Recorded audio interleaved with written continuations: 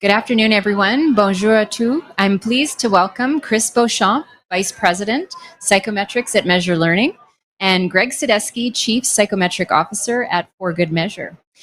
Chris and Greg are speaking with us today about competence assessment, what makes it meaningful, how regulators can ensure it truly reflects practice, and where innovation is taking us. So thank you both for joining us today and sharing some of your knowledge and insights with us. So I'm gonna put Chris on the spot first. So in some jurisdictions, we know that regulators rely on program completion to demonstrate competence, while in others, licensure exams are used. So from a regulatory perspective, what would you say are the benefits of having an independent assessment of readiness to practice for all graduates? Yeah, I really think there's kind of two things to consider with that. One of them is really when you think about schools, and I'm not going to go as far as to say that schools don't care about public protection, but they are there to cater to their customers. Their customers are the students. Their goal is to get the student to have a good experience and get through the program. Public protection is not necessarily front of mind. So making an assumption that just because someone graduated a program automatically makes them competent is maybe a little bit of a bridge too far. There's no doubt that most of them are competent and most of them will pass a test. But I think the other thing, and probably a bigger reason, is that when you think about this, if a regulator allows a school to basically make regulatory decisions, as in you graduated from our school, you'll be given a license. What they've done is they've then delegated their role of public protection to another organization that almost has a conflict of interest. So I think that leads to some very tough questions about why you've delegated your responsibilities around public protection to an external organization that is not interested in the same things you are. So I think just from a governance perspective, I think there's a lot of big issues with going that route.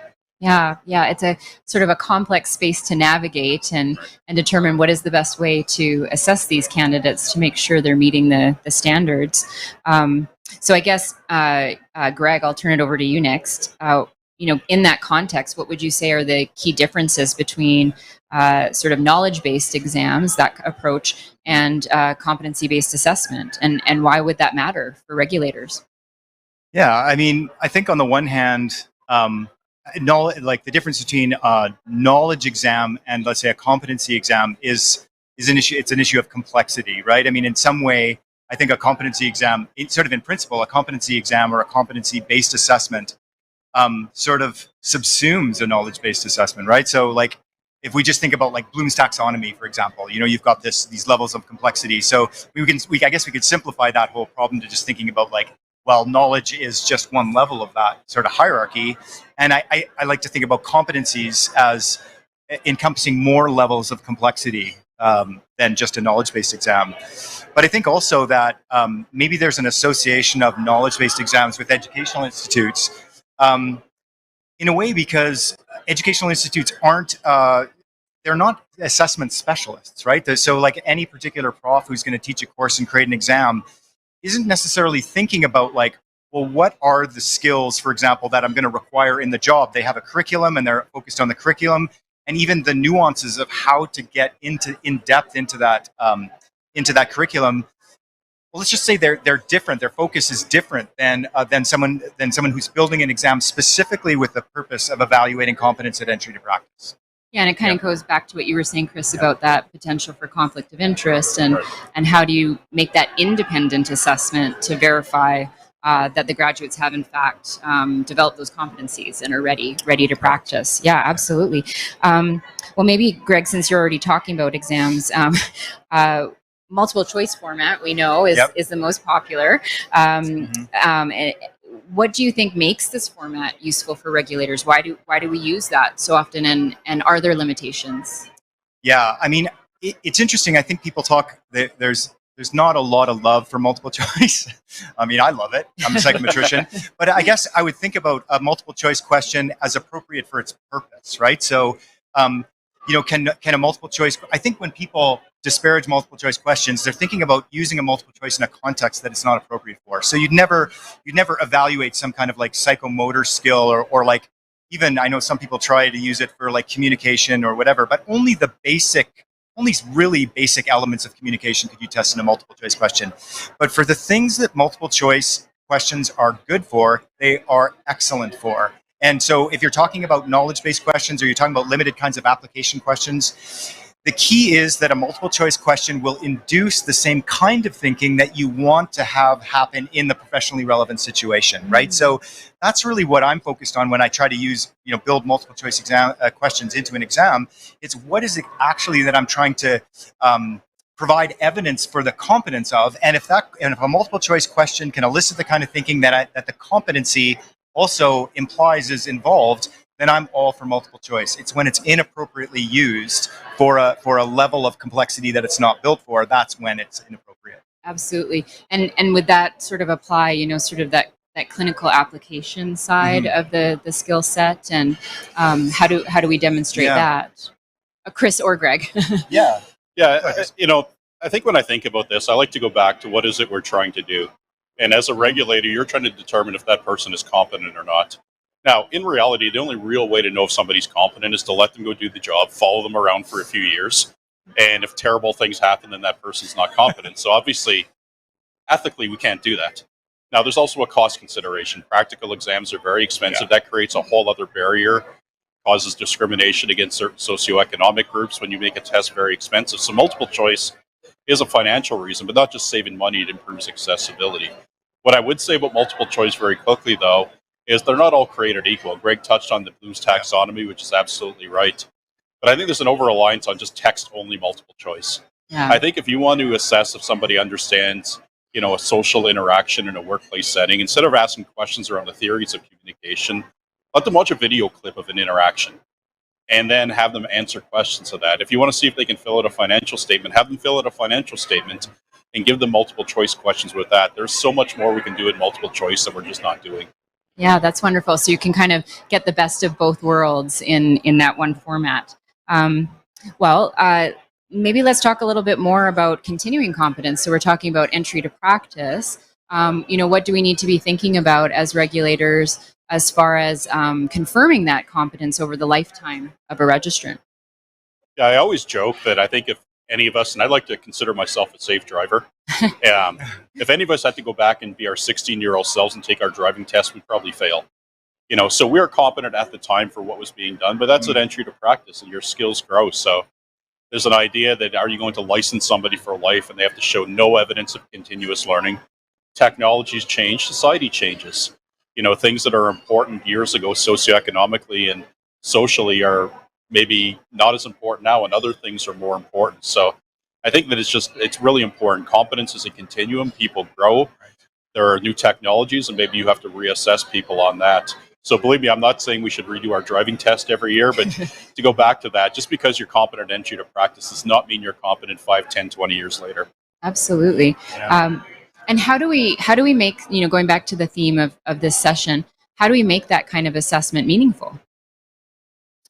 Yeah, I mean, from my perspective, it's acknowledging, like Chris said, that entry to practice competence and mature practice competence are two different things. I mean, I think you could fairly characterize entry to practice competence as like wide but shallow, right? So you learn a lot of things, but you don't learn them to a great depth. But if you're a mature professional, you have competence in certain areas that far exceeds entry to practice competence, and other things like the thing that caused you to fail your 16-year-old driving test, like parallel parking or something. Those are things that you might actually, because you're not practicing that in that area, you might no longer be able to do that. But that doesn't in no way imply that you are not competent for the context in which you're performing, right? So I think, how do you design a competence assessment that's relevant in mature practice?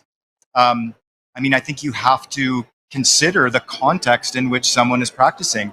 I think that all the basic things still apply. Like, you still need to be a technical expert, you need to communicate well, you need to collaborate well, you need to do all those things. But the context in which those things play out have to be, in a sense, tuned to the professional environment that you're in. Yeah. So I know that's not so much for standardized assessment, right? And maybe AI will help us with that in some way, like be able to, fine tune an exam that is better for the context. But those are. Yeah. Well, those are for the speaking of future. AI, I think that's a great segue. Thank you for that. Can you talk a little bit about what innovations are emerging? AI or other technology, and how are those helping to make exams more authentic, more reliable, maybe even more efficient? Sure. Yeah. Yeah, it's interesting. I mean, there's so many changes happening right now. Like AI is. I mean, really, we're sort of approaching a world, I think, in which content development isn't a bottleneck. I mean, I think I'm taking a pretty optimistic view right now of what AI can do just in the multiple choice domain. But once that happens, once we are able to create really large item banks, I mean, that frees up a lot of opportunities to do things like vary up exam versions, create more test prep. Not worried quite so much about item security.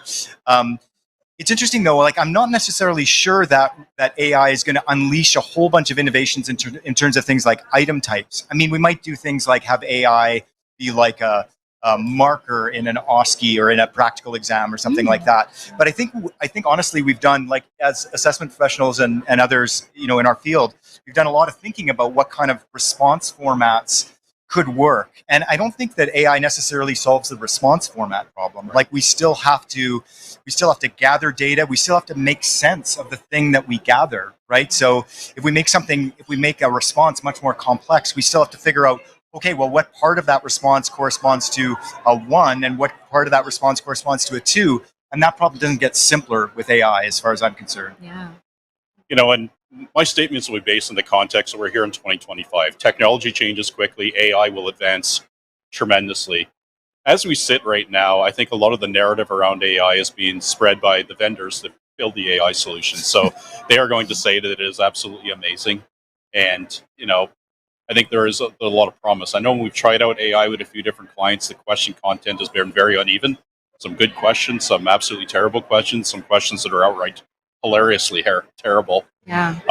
I think kind of where the industry sits right now is the old cliche about human in the loop. I think there's a lot of potential for AI to create draft content, to create draft scoring scripts, and so on.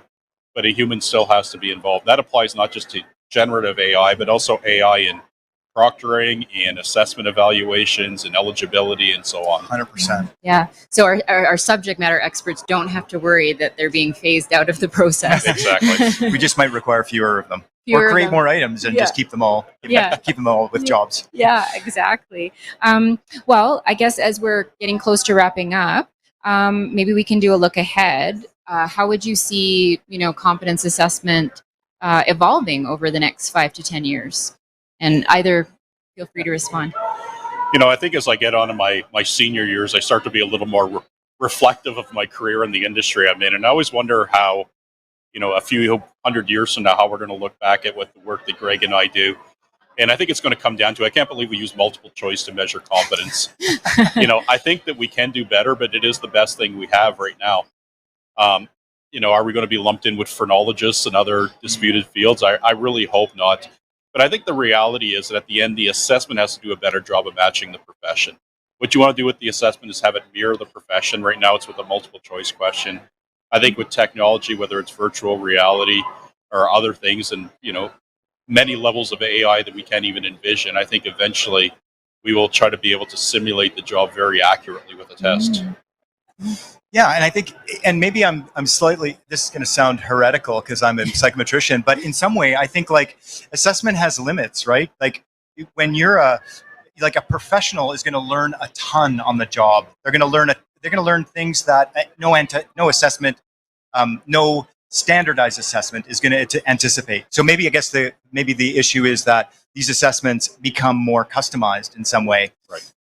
But honestly, like, is that the future? Like, I don't know how to analyze an assessment that, like at least using the tools that we have now, that doesn't have at least a bunch of people taking the same assessment. So, yeah, I mean.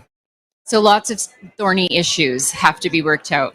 Lots of fuzziness out there, for sure. Greg and I have tried to convince our children to become psychometricians and give their life so that maybe our future generations will answer, but none of them are interested. Yeah. That's amazing. Do they understand what you do when you say you're a psychometrician? Very vaguely, and if they are Yeah. impressed, they pretend they're not. Yeah, nobody. Yeah, I don't think anyone really understands what Understands we do. Exactly. it. Yeah. It's the mystery. Well, we're not going to solve the mystery for you today, but we hope you've enjoyed tuning in. Thank you, Greg and Chris, again for your time and your expertise. And for our viewers at home, thank you for tuning in. We appreciate your time and hope you have a great day.